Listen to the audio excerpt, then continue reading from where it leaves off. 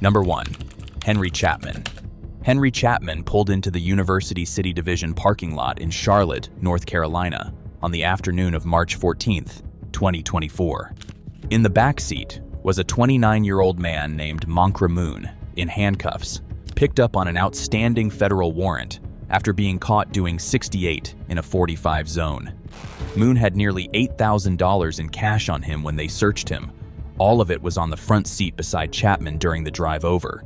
The two men were now alone in that parking lot. And what Chapman did next would cost him his badge, his career, and 15 years of everything he had built. Earlier that afternoon, a motorcycle officer pulled Moon over for speeding in the University City area of Charlotte. It was a routine stop. At least it started that way.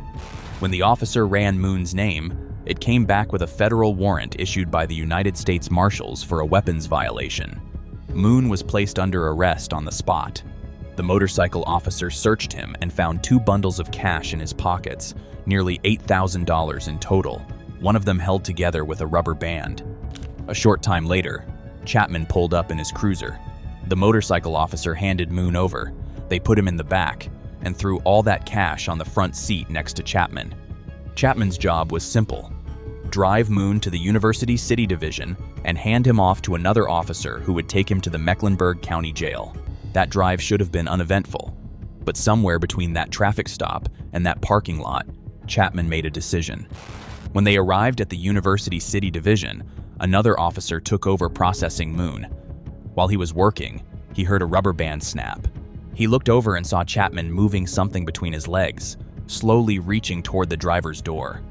As the officer kept watching, Chapman looked up and said, "We're good, we're good." But Moon had seen the whole thing from the back seat. He started shouting.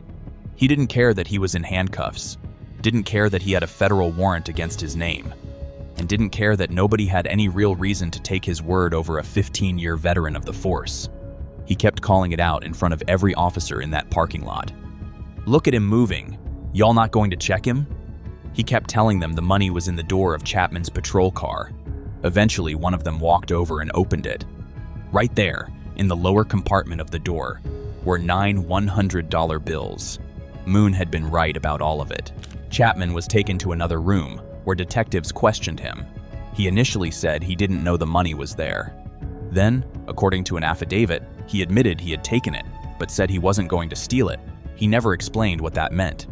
Less than 6 hours after the incident, Chapman was arrested by his own department and taken to the Mecklenburg County Jail on 1 count of felony embezzlement.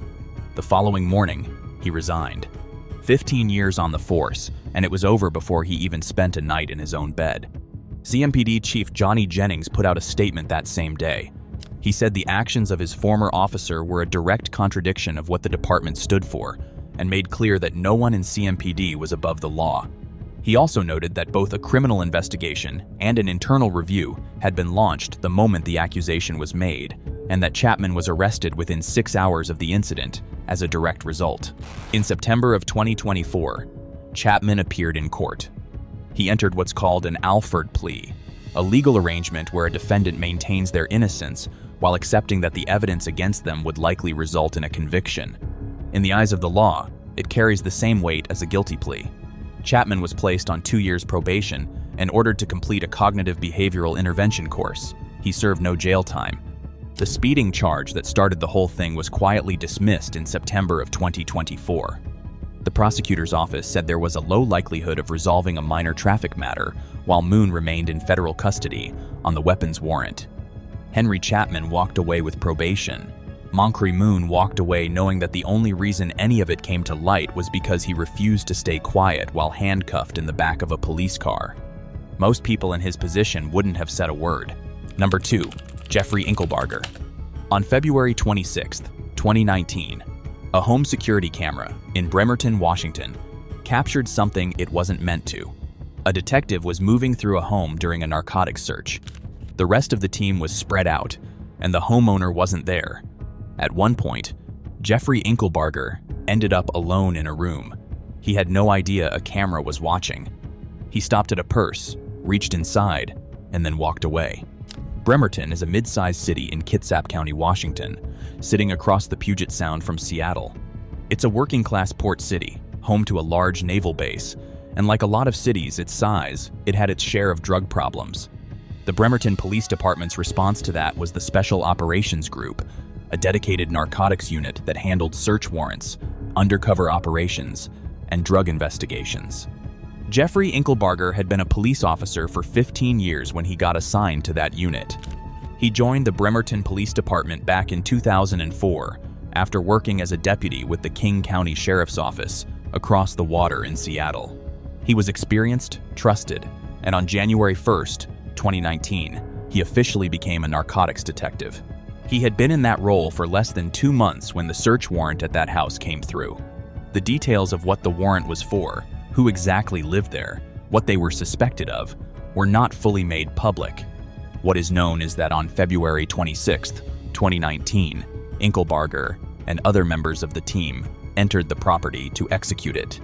At some point during the search, Inklberger went through a purse in one of the rooms. He took money out of it and put it in his own pocket. Then he went back to work like nothing happened. When it came time to write up his official report, Inklberger noted that he found $25 during the search. That was what went on the record. The homeowner, when she returned and realized what was missing, said $600 was gone. But she had something Inklberger didn't know about. Her home security system had been running the whole time, and it caught everything. She didn't go to the police right away. She sat on that footage for nearly 10 months. Then, in December of 2019, she walked into the Kitsap County Prosecutor's office with her attorney and handed over the recording. The Bremerton Police Department received a copy at the same time. On December 13, 2019, Inklberger was placed on administrative leave. Because it would be a conflict of interest for Bremerton Police to investigate one of their own, the department brought in the Tacoma Police Department to handle the criminal investigation independently. Tacoma detectives sat down with Inklberger on January 17, 2020. A week later, on January 24th, they submitted their full report to the Kitsap County prosecuting attorney for a charging review. Around the same time, the Bremerton Police Department served Inklberger with a notice of intended termination. He didn't wait to be fired. He resigned. His departure didn't close the book on the damage he left behind. The department launched a broader internal review to figure out how many of his past cases might have been affected by his conduct. That review was never made fully public, so the complete picture of what he may have done beyond that one search warrant remains unknown. In May of 2021, Jeffrey Inklberger appeared in court and pleaded guilty to 3 charges: theft, perjury, and forgery. The theft was for what he took from the purse. The perjury and forgery were for what he wrote in his police report, the $25 he put on the record instead of the $600 he actually pocketed. The sentence he received surprised a lot of people. Deputy Prosecutor Tim Lewis told the court that Inklberger's crimes had been driven by a prescription pill addiction, and on that basis, the judge sentenced him to inpatient drug treatment rather than prison time. 18 years as a police officer, 15 of them in Bremerton, and it ended with a home security camera running in an empty room, catching the moment he decided that the badge he wore gave him the right to help himself to whatever he wanted. Number 3. Craig Carter. On the morning of September 7th, 2022, a man collapsed on a street in North London while out on a bike ride. His name was Claudio Gaetani, a 46-year-old Italian filmmaker visiting London from Italy. A doctor who happened to be passing by stopped and tried to revive him for nearly 10 minutes, but it was no use. By 9:45 that morning, he was dead. Shortly after, 2 police officers arrived at the scene. One of them was Craig Carter. Claudio Gaetani was not just a tourist passing through. He had worked in film and acting since the 1990s and taught film studies at universities back home in Italy. He was in London visiting friends when he died. The day before he collapsed, he exchanged around €200 into pounds and had that cash in his wallet when he went out on his bike that morning. Craig Carter was 51 years old at the time and had been a Metropolitan Police officer for 23 years. He worked for the Met's North Area Command Unit. By any measure, he was an experienced officer. Over his career, he responded to the July 7th London bombings in 2005, the Westminster Bridge terror attack in 2017, and the Tottenham riots in 2011. He was not a rookie. He knew exactly how this was supposed to work. When Carter and his colleague arrived at the scene that morning, Both officers were wearing body cams. At some point during the response, Carter was handed Gaetani's wallet and passport to take into evidence, a standard procedure when someone dies unexpectedly. Their belongings get logged and secured by the attending officers. Carter was now responsible for every single item in that wallet. At some point after leaving the scene, Carter sat in his patrol car and counted the money in the wallet, around 115 pounds in cash, along with some loose change and euros. He took most of it. Then, when it came time to fill out his official report, he logged 6 pounds and 6 euros. That was all he put on the record. The rest of the money simply disappeared, on paper, at least. Carter then did something that tells you everything you need to know about what was going through his mind. He recommended the body cam footage be deleted. Under standard Metropolitan Police protocol, certain footage gets routinely wiped after a set period. Carter flagged this footage for deletion. He knew what was on it, he knew what it showed, and he wanted it gone. What he didn't account for was Gaetani's friends. After the scene was cleared, a friend of Gaetani's collected his belongings from the police. This friend knew Gaetani had exchanged about 200 euros the day before. He knew roughly how much money should have been in that wallet. When he got it back with barely 6 pounds inside, it didn't add up. He made a complaint, and because of that complaint, the body cam footage was pulled from the system before Carter's deletion recommendation could take effect. When investigators reviewed the footage, it was all there. Carter, in his own patrol car, counting out money that never made it into the evidence log. On November 14th, 2022, Carter sat down with investigators for an interview. He told them he never searched Gaetani's body. He said the wallet only had about 6 pounds and 6 euros in it. He told them directly, "I deny the allegation, and I'm appalled by the suggestion that I would steal money from anyone, let alone a dead man." He denied everything, even with the footage sitting right there. It took nearly 2 years for the case to reach court. In August of 2024, Carter was dismissed from the Metropolitan Police without notice. 23 years of service, gone. On July 26, 2024, he admitted misconduct in public office. The charge was specific, that while acting as a police constable, he took for his own use money from a wallet received by him in evidence in relation to a sudden death. On September 13, 2024, Carter appeared at Wood Green Crown Court in North London. He came dressed in a dark blazer, a tie, and a white striped shirt. Judge Kalyani Kaul KC went through his record before sentencing. Then she told him he threw all of that away on September 7th, 2022. The judge did not hold back. She told Carter that Claudio Gaetani was in the most vulnerable position any human being could be in. He was sentenced to 16 months in prison. Number 4. Justin McMillan. 2 NYPD officers showed up to a building in Jackson Heights, Queens, on the evening of July 19th, 2024, responding to a 311 call about prostitution. When they got there, they looked around for a second. One of them said, "I don't see anything." Then they turned off their body cams. What happened next had nothing to do with the call they were sent to answer. Justin McMillan was 25 years old at the time. He came from Atlantic Beach in Nassau County, just outside the city. His parents were both former NYPD officers. Law enforcement wasn't just a career choice for him, it was the family business. He entered the police academy in April of 2023 and was assigned to the 115th precinct in Jackson Heights 6 months later in October. Justin Colon was 24, from Long Island City in Queens. He entered the academy in July of 2023 and joined the same precinct in January of 2024. Both of them were still on probationary status when this happened, meaning they were less than 2 years into the job. Rookies, in every sense of the word. When they arrived at the building on 89th Street that evening, the first thing they did was turn off their body cams. They got on the radio and said, "I don't see anything," as if they were clearing a routine call and moving on, but they didn't move on. They stayed. A woman came out of a side door of the building. The officers moved toward her. They held the door open so it wouldn't swing shut behind her. Then they stopped her and demanded her bag.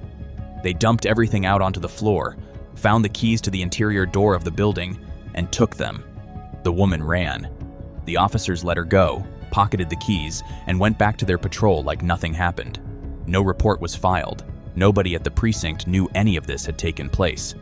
8 hours later, Around 5 in the morning on July 20th, both officers were still on duty. They went back to the same building, used the stolen key to unlock the door, and walked straight in. Inside, they found a woman with a customer. The moment the customer saw 2 uniformed officers walk through the door, he ran, leaving the woman alone, naked, in a dark room, with 2 cops she didn't call and didn't know. Colin stood by the door. McMillan went into the woman's purse and took around $200. Then he approached her from behind and groped her. She grabbed whatever she could, got dressed, and ran out of the building. She found people nearby who helped her call 911. That 911 call was the beginning of the end for both of them. McMillan and Colin went back to the 115th Precinct station house. They didn't report what happened. As far as their paperwork was concerned, that entire shift was uneventful. But the 911 call was already logged, and it pointed directly back to that building. The NYPD's Internal Affairs Bureau picked it up, working alongside the Queens District Attorney's Public Corruption Bureau. Here's what investigators found. The body cams were off, yes, but the building had its own external surveillance cameras. Those cameras caught both officers entering during their return visit in the early hours of the morning. They also caught the customer running out and the woman fleeing shortly after. The footage the officers thought they were hiding from was only part of the picture. The building's own cameras filled in the rest. In August of 2024, both McMillan and Colin were placed on modified duty while the investigation continued. On March 31st, 2025, Queens District Attorney Melinda Katz announced that both officers were indicted by a grand jury on 8 counts: burglary in the 2nd and 3rd degrees, forcible touching, petite larceny, and 4 counts of official misconduct. The top charge carried a potential maximum of 15 years in prison. Both men surrendered to the NYPD's Internal Affairs Bureau that morning. They were arraigned and pleaded not guilty. Shortly after, they both resigned from the department. Then, the case took an unexpected turn. The Queens DA's office didn't get their evidence to the defense fast enough. In New York, that's a legal violation, and the defense argued the case should be tossed out because of it. In December of 2025, a judge agreed. The state case was dismissed and sealed. Just like that, after everything, the charges were gone, on a technicality. But federal prosecutors weren't finished. On March 10th, 2026, the United States Attorney for the Eastern District of New York stepped in. McMillan and Colin were indicted on federal civil rights charges, conspiracy against rights, and deprivation of rights under color of law. McMillan faced an additional federal count specifically for the sexual assault. The conspiracy charge alone carries a maximum of 10 years in federal prison.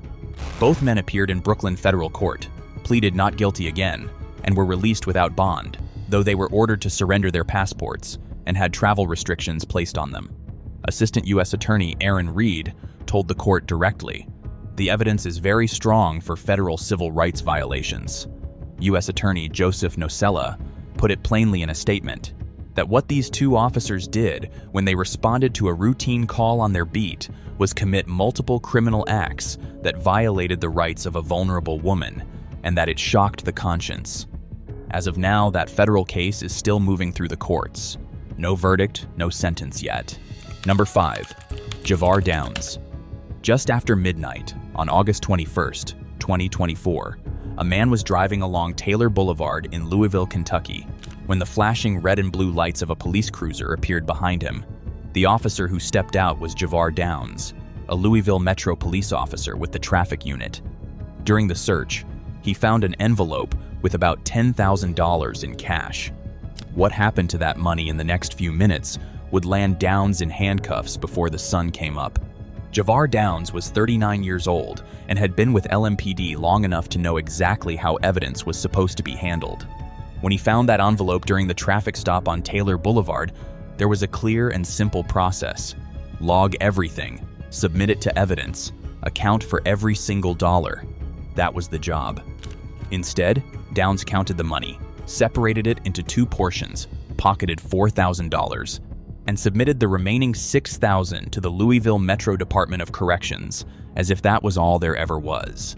What made this particularly bold was that 2 cameras were running the whole time. Surveillance footage and body cam footage both captured Downs handling and separating the cash. He either didn't know, didn't care, or thought he could explain it away. Given what had happened 3 months earlier, that last part wouldn't have been unreasonable for him to think, because this wasn't the first time Javar Downs found himself in the middle of a camera controversy. On May 17, 2024, the PGA Championship was being held at Valhalla Golf Club in Louisville. A fatal accident near the venue caused traffic chaos outside the club that morning. Scottie Scheffler, the world's #1 ranked professional golfer, was trying to get through that traffic to reach the course when a detective grabbed onto his moving car trying to stop him. Scheffler was pulled out and arrested on the spot. It turned out to be a massive misunderstanding. All charges were dropped less than 2 weeks later. But when the arrest was reviewed, investigators found that 3 officers at the scene never turned their body cams on. That was a direct violation of LMPD policy. One of those 3 officers was Javar Downs. Downs and the other 2 officers were told to fill out what the department calls a failure to activate form. Whether Downs faced any further discipline beyond the form is unclear. It was never confirmed publicly. 3 months later, Downs was back on the street, working the night shift on Taylor Boulevard. The man he pulled over that night noticed the money was short. He knew what he had in that envelope. When you're carrying $10,000 in cash, you know roughly what $10,000 looks and feels like. He filed a complaint with LMPD the very next day. LMPD's Public Integrity Unit got the complaint on the morning of August 22nd and moved fast. They pulled the surveillance footage and the body cam recording. Both showed Downs with the cash. Both showed him separating it. The math didn't add up between what was in the envelope and what made it to evidence. By the early hours of August 23rd, less than 48 hours after the traffic stop, Downs was under arrest. He was charged with theft by unlawful taking over $1,000 and official misconduct. He was booked into the very same Louisville Metro Department of Corrections, where he had submitted the remaining $6,000 just 2 nights before. LMPD Interim Chief Paul Humphrey placed Downs on emergency suspension the same morning and began the process of terminating his employment. The Scottie Scheffler connection meant the story went national almost immediately.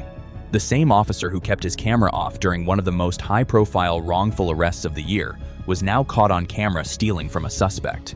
The irony wasn't lost on anyone covering it. As of the time of this video, the final outcome of Downs' criminal case has not been confirmed in public court records. What is confirmed is that he was charged, he was arrested by his own colleagues, and the termination process was underway from day 1. Number 6. Joseph Stokes and Jose Ariscena. There is a unit inside the NYPD called the Internal Affairs Bureau. Their job is to investigate officers suspected of misconduct from the inside. One of the tools they use is called an integrity test, a controlled setup designed to see whether an officer will do the right thing when they believe no one is watching. In October of 2019, they ran one on the Lower East Side of Manhattan. Both officers they tested failed, badly. Late on the night of October 29th, 2019, a car was parked on the corner of Stanton and Orchard Streets with a man behind the wheel, appearing heavily intoxicated. 2 NYPD officers from the 7th Precinct pulled up and made the arrest. The man was taken in, driven to the precinct, and both officers separately went back to search his car. It looked like a routine arrest from the outside, but the drunk driver wasn't drunk. He was an undercover officer placed there deliberately by the Internal Affairs Bureau, and the car he was sitting in was rigged with hidden cameras. The 2 officers were Joseph Stokes and Jose Ariscena. Stokes was 42 years old and had been with the NYPD for 12 years. He wasn't just a regular patrol officer. He was a training officer at the 7th Precinct, the person responsible for showing new recruits how the job was supposed to be done. Ariscena was 37 and had been on the force for around 8 years. They were partners that night, working the same shift, responding to the same call. What Internal Affairs was watching for was simple. Would these 2 officers do the right thing if they found something valuable during a search? To make sure there was something to find, they planted money inside the undercover's car. They used what are called stash cans, ordinary-looking drink containers, the kind you'd find in any convenience store, disguised as fruit punch and soda. Inside each one was cash. Stokes searched the car first. He found the stash cans. The undercover, still playing his role, actually told Stokes the cans contained money, giving him a direct, clear opportunity to do the right thing and log it into evidence. Stokes told him he had thrown the cans into a passing garbage truck. That was his story. The precinct's own cameras told a different story. They showed Stokes carrying the cans across the 7th Precinct parking lot and sliding them under his own car. $4,800 hidden under his car, on precinct property, right in front of security cameras. Ariscena searched the car on his own. He wasn't looking for stash cans. He was checking the glove compartment and center console for the registration. But the hidden cameras inside the car caught something else. He took $120 from the glove compartment, then another $100 from the center console. $220 in total. He pocketed the cash and walked away. When he came back, he told Stokes and another officer there was no money in the car, a direct lie, told to a colleague just moments after taking it. Neither man logged a single dollar into evidence. Later that same day, Internal Affairs Bureau members went to the 7th Precinct parking lot and found exactly what the cameras showed. 2 stash cans tucked under Stokes's car, still containing the $4,800. The garbage truck story was gone. Both officers were placed under arrest and suspended without pay. Stokes pushed back.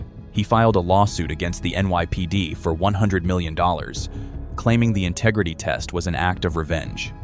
His argument was that about a year before the sting, he had arrested a driver connected to then NYPD Commissioner James O'Neill for drunk driving, and that department brass had come after him because of it.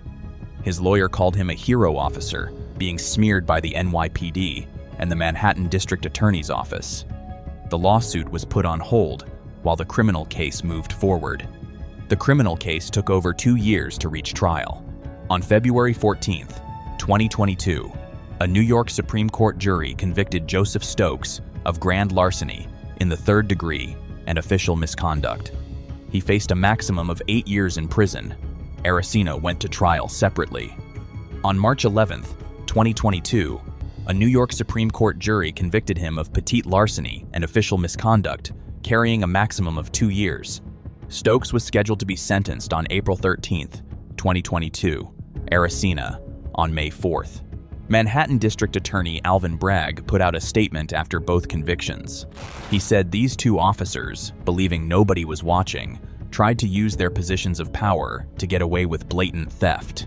He said the convictions made clear that if you serve the public and break the law, his office would pursue a full measure of justice. Number 7. Fresnel Sonat. Fresnel Sonat worked in the Miami Police Department's property and evidence room. His job was to protect the cash, drugs, and valuables seized from criminals and store them safely until they were needed in court. He knew exactly how the system worked. He knew what came in, what went out, and how it was tracked. And at some point, he decided to use that knowledge to build a criminal operation of his own. Fresnel Sonat joined the Miami Police Department in September of 2008. He worked his way through the years, and by 2020, he was assigned to the Property and Evidence Unit, the room where seized cash and drugs from criminal cases are logged, stored, and protected. It's one of the most sensitive positions in any police department. You have to be trusted to be there. At some point during those years, Sonat started running a scheme on the side. The idea was simple. He would get intelligence that someone had just completed a drug transaction, and then he would pull them over. Not as Officer Fresnel Sonat of the Miami Police Department, as Officer Martez, a name he made up, a narcotics unit that didn't exist. He would flash the badge, tell them he had been watching them, and give them a choice: hand over everything in the car, or face 30 years in federal prison. Most people handed it over. Nobody was going to call the police on a police officer. That was the whole point. He was careful about how he ran it. He always worked off duty. He always operated outside his jurisdiction in Broward County, north of Miami, away from his own precinct's computers. He knew MPD's systems could track his movements and ping his phone while he was on duty, so he made sure he was never on the clock when the scheme was running. He used his department-issued vehicle, an unmarked black 2016 Ford Explorer, his take-home car, so the stops looked legitimate from the outside. To anyone watching, it looked like a routine police stop. That was the cover. In October of 2023, someone who knew Sonat personally went to the FBI. This person told agents that a mutual friend had introduced them to a Miami police officer who was running a scheme to rob drug traffickers. The FBI told the source to keep talking to Sonat and record everything. On October 16, 2023, the source and the mutual friend sat down with Sonat in Broward County. Sonat didn't hold back. He explained exactly how he ran his operation, what kind of targets he preferred, and why he always worked off duty and out of his jurisdiction. At one point, he said he needed money. "I just need bread now." He also explained his thinking around the cameras. He said, "On duty, they got computers on and can track you. You don't want to do that while you are on duty." He trusted the people in that room. He had no reason not to. What he didn't know was that the source was feeding everything straight back to the FBI. The FBI decided to let the operation run and catch him in the act. They set up 2 undercover stings. The first one came on November 3, 2023. A hotel parking lot in Miami Gardens. 2 undercover FBI agents posed as people completing a cocaine transaction, 3 kilograms for $52,000. After one of them left the parking lot, Sonat followed in his unmarked police car and pulled them over. He got out, introduced himself as Officer Martez of the Miami PD Dade County Narcotics Unit, and told the agent he had witnessed the drug transaction. He gave them the choice: hand over the backpack of cash or go to jail. The agent handed over the bag. Sonat took $52,000, drove off, and met the informant to split the money. He didn't stop there. That same month, he and the informant started planning a second job, this one involving 6 or 7 kilograms of cocaine and at least $30,000 in cash in Deerfield Beach in Broward County.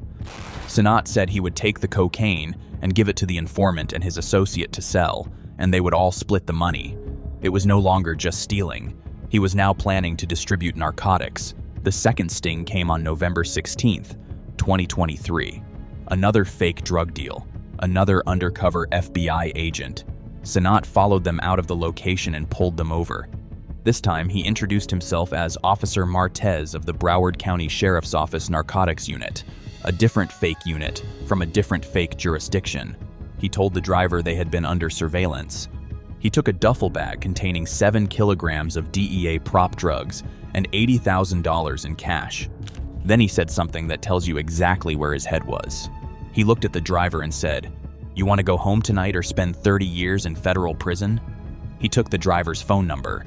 He told them, "You now work for me. When I call, you better answer. If I call you and you don't answer, I'm coming for you." He wasn't just robbing people. He was trying to recruit them into the operation. Sonat drove to Coral Springs to meet the informant and split the proceeds. That's where the FBI was waiting. He was arrested on the spot, with the cash and the drugs still in his possession. Miami Police Chief Manuel Morales put out a statement the same day. He called the arrest the result of a joint operation focused on identifying corrupt cops, and said it was an example of what happens when an officer betrays their oath and tarnishes the badge.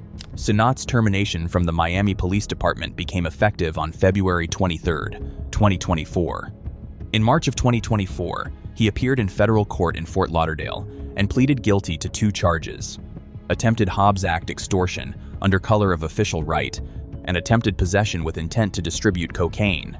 On July 2, 2024, Senior U.S. District Judge James Cone sentenced him to 135 months in federal prison. That's just over 11 years.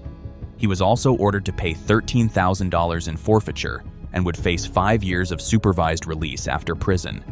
He asked the judge for 30 days before surrendering so he could spend time with his family. The judge said no.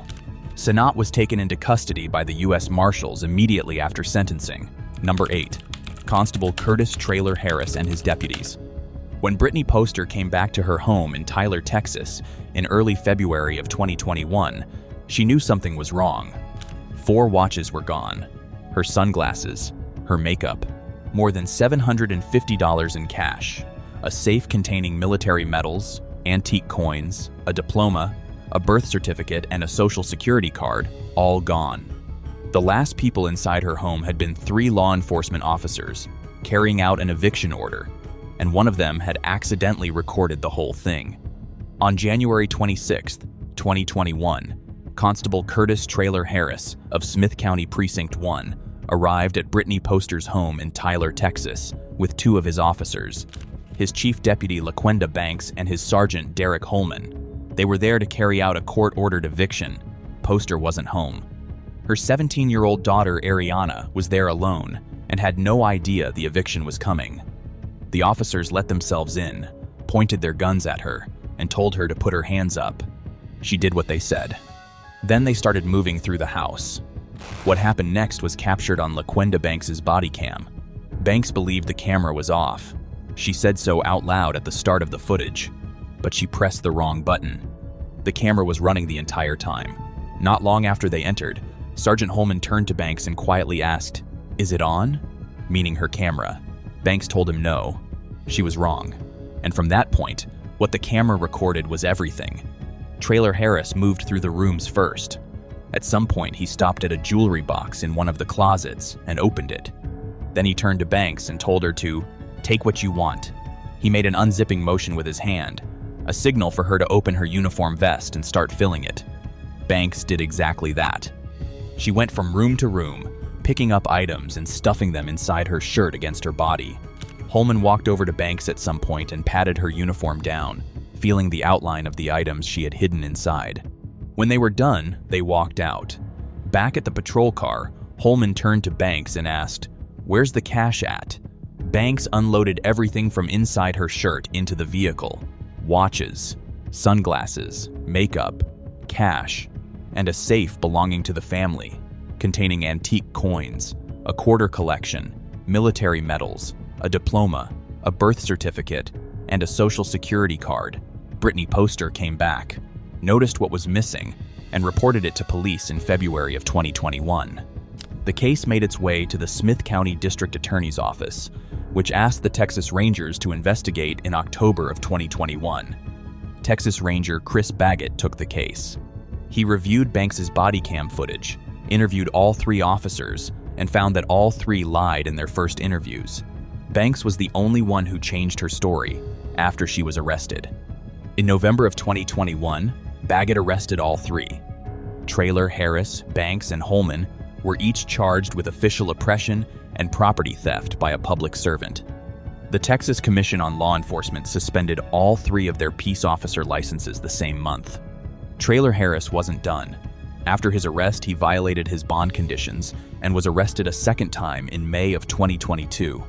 A judge set his new bond at $1 million. By the time his trial started in December of 2022, he had already been replaced as constable by an interim appointment.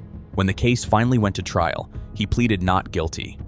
The prosecution's most important witness was Banks, his own chief deputy, who took the stand and described exactly what happened inside that house. She said Traylor-Harris told her to take what she wanted. She said she felt forced to go along because he was her boss, and she was afraid of losing her job. When the defense asked her whether the eviction was the moment Traylor-Harris decided to start his criminal empire with watches and makeup, she said yes. The jury deliberated for more than 4 hours and found Curtis Traylor-Harris guilty of property theft by a public servant. He was sentenced to 5 years probation and ordered to pay a $10,000 fine. If he violates that probation, he faces 2 years in a state jail facility. Holman went to trial in January of 2023. Banks testified for the prosecution again. The jury acquitted him. Despite being on the recording, despite the question about the cash, the jury decided the evidence against him specifically wasn't enough. He walked out a free man. Banks's case came last. In September of 2023, she pleaded guilty to theft by a public servant and was sentenced to 18 months probation. Her attorney confirmed she received no deal in exchange for her testimony in either trial. She came forward, told the truth, and still faced the same charge as the man she testified against. After her arrest, she returned 3 of the stolen items. The rest were never confirmed to have been recovered. Number 9. Sergeant Michael Cheff. Somewhere inside the Patterson Police Department in New Jersey, a group of officers had a code word for stealing cash from the people they stopped. They called it Mango. It showed up in their text messages, passed between them while they were on duty, and the sergeant who supervised all of them knew exactly what it meant. The FBI started looking at the Patterson Police Department in 2016 after the city itself raised concerns that several officers were involved in criminal activity. What they found over the next several years was not just a few bad officers. It was a system. The 5 officers at the center of the scheme were Yudy Ramos, Daniel Pent, Jonathan Bustillos, Matthew Torres, and Frank Toledo. All 5 were patrol officers assigned to the same unit. Their routine was simple, and it ran for years. They would pull cars over without any real reason. They would stop people on the street or search buildings without legal justification. And when they found cash on whoever they stopped, they took it. Not all of it, enough to make it worth doing, but not so much that it looked obviously wrong on paper. They communicated about it in text messages using code. Mango meant cash had been seized illegally. The messages went back and forth between them regularly, on duty, in real time. After each stop, the officers were required to file reports. Those reports went to their supervisor, Sergeant Michael Cheff. Cheff, 51 years old and based in Oakland, New Jersey, had been with the Paterson Police Department long enough to know exactly how the paperwork was supposed to read. The reports his officers handed him left out the illegal stops. They left out the cash that went missing. They left out everything that had actually happened. Cheff read those reports. He knew what was in them and what wasn't, and then he signed his name. But Cheff wasn't just covering for his officers. He was also giving them instructions. He told them to always log some of the cash as evidence, not because it was the right thing to do, but because making narcotics arrests without logging any money at all would raise questions. It was a calculated move. Log just enough cash to make the arrest look clean on paper, keep the rest, and make sure the sergeant gets his cut. The most documented single incident happened in November of 2017. Officers Bustillos, Ramos, and Torres stopped a man on the street in Paterson on suspicion of drug activity. They arrested him and put him in the back of a patrol car in handcuffs. Then they drove to his apartment, where he lived with his mother. With the suspect sitting handcuffed outside, the officers knocked on the door. His mother answered. They told her they needed to search the place and persuaded her to consent. She let them in. Inside the apartment, in what was then the Riverside Housing Projects, they found a safe. It contained drugs and thousands of dollars in cash. Cheff was there for this one personally. He joined them inside that apartment and was there when they opened the safe. He reported only a fraction of the money as evidence. The rest was divided among the officers. Bustillos was so unhappy with his share that he sent Toledo a text message right after complaining that Cheff hadn't split it fairly. Toledo wrote back that the sergeant would always look out for them regardless. The FBI had been building the case from 2016 onwards. One by one, the officers began to fall. Ramos, Pent, Bustillos, Torres, and Toledo were all charged, and all 5 entered guilty pleas. By the time they were done cooperating with federal investigators, they had each agreed to testify about what happened inside that apartment in 2017, and about what Sergeant Cheff's role in all of it had been.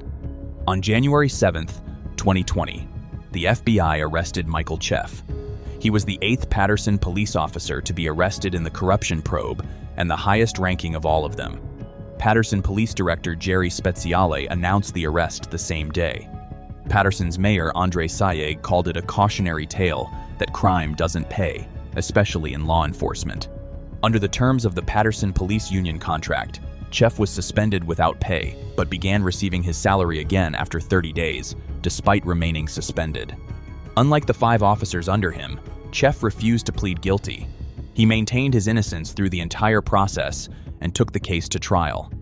On May 26, 2022, more than 2 years after his arrest, a jury deliberated for more than 10 hours over 2 days before convicting him on 1 count of conspiracy to deprive persons of civil rights and 1 count of falsification of a police report. The 5 officers he supervised were sentenced in the first week of September 2022.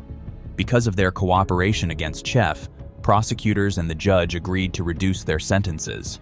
Bustillos, Ramos, and Toledo each received 2 years in prison. Pent received 18 months.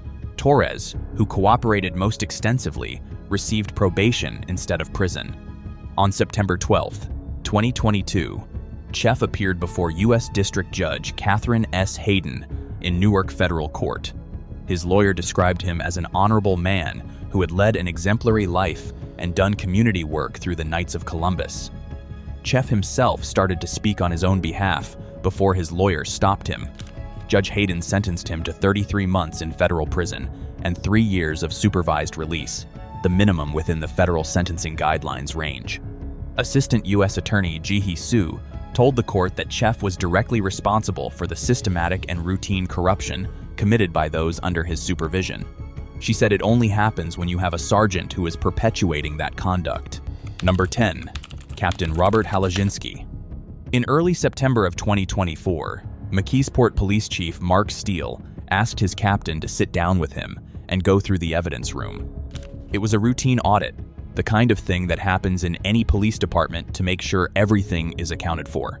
Christopher Halaginski said he wasn't feeling well and called off sick. The chief rescheduled. Halaginski called off sick again. A week later, he was found unconscious in a police cruiser. Christopher Halaginski had been with that department for nearly 30 years. He worked his way up from officer to detective to captain, eventually becoming the chief of the Detective Bureau, one of the most senior positions in the building. And for the last several years of his career, he was also the custodian of the department's evidence rooms. That meant every envelope of cash seized during a criminal investigation came through him. Every dollar logged and every item stored was his responsibility. There were 6 locked evidence rooms in the McKeesport Police Department. Halaginski had access to all of them. Nobody else did, apart from the police chief. He later told investigators he started stealing in late 2020. His marriage fell apart, he separated from his wife, and money became a problem. He told himself it was temporary, that he'd take a little to cover the bills and put it back once things settled. He would go into the evidence room, open an envelope of cash seized from a criminal case, take a couple of $1,000s, and walk away. Sometimes he'd put the envelope back empty, and other times some of the money would be missing. He likely shredded the envelopes to get rid of any record of what was originally inside. Then he deposited the money straight into his personal bank account.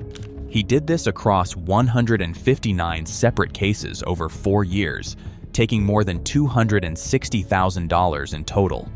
He told investigators that at first it was about survival, but somewhere along the way that changed. He started using the money for Christmas trips, vacations, things he wanted, not things he needed. He said he had nothing to show for everything he took, no new car, no property. And the reason it kept going for as long as it did was simple. Nobody was checking. There were no oversight systems on his access to those rooms. Just Halaginski, alone, with the keys. Then, September of 2024 arrived, and everything changed. Not because of anything Halaginski did, but because of what was happening to someone else. Another McKeesport officer, a detective named Joseph Osinski, had just been charged by the Pennsylvania Attorney General's office with diverting more than $1 million from the Fraternal Order of Police Lodge in the city. It was a massive case, and it was all over the local news. And when Chief Steele saw what was happening with Osinski, it apparently made him think about the rest of the department. He called Halaginski in and told him they needed to do an audit of the evidence rooms. Halaginski called off sick. Steele tried again. Halaginski called off sick again. For a man who had been quietly draining evidence envelopes for 4 years, the word audit was enough to set off a crisis. On September 9th, 2024, 3 days after Osinski was formally charged, Halaginski was found unconscious in a police vehicle. Investigators described it as a suspected suicide attempt. He was taken to UPMC Presbyterian Hospital in Oakland, Pennsylvania, where he recovered. At the hospital, investigators sat down with him. He didn't try to deny what he had done. He told them he managed the system successfully for years. He said it started because of the divorce, because of the financial pressure, because he always told himself he would give it back. And then he said the part that stuck. "I got selfish and greedy," he said, and it became easy. Chief Steele contacted the Allegheny County District Attorney's Office. From October through December of 2024, investigators went through all 6 evidence rooms, shelf by shelf and box by box, logging every single item they found. What they found confirmed everything. Envelopes that were supposed to have cash were empty, others with some of the money still inside but the rest gone. 159 cases with money missing, all of it traced back to the same man.